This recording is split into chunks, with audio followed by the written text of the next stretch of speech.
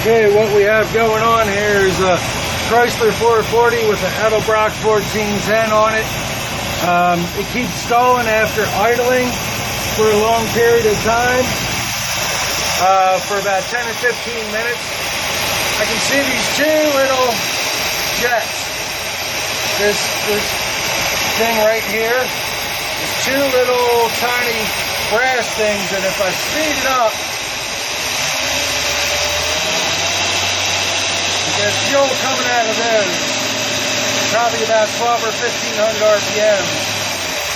The main ones, when you give it gas, we'll do that. If I bring it down to an idle, the two brass ones here don't seem to be leaking, and these little teeny tiny ones here don't seem to be leaking either. Just at a slightly higher RPM. And those plates in the back, I don't know if they're supposed to be open. They're only partially open. I'm not sure if that's normal or not.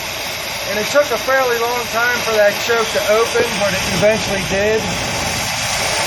I know if I run it like that too much, it'll stall it. So,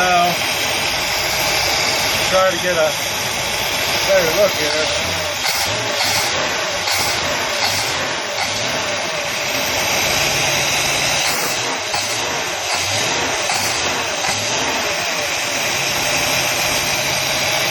I don't know. What she'll do is if I idle for more than about 15 minutes after cruising for a while, when she's good and hot, at about 1200 RPMs, 1300, she'll start to stumble and shut down, and then she won't restart until she cools for about 20 minutes. And then she's prone to stalling after that.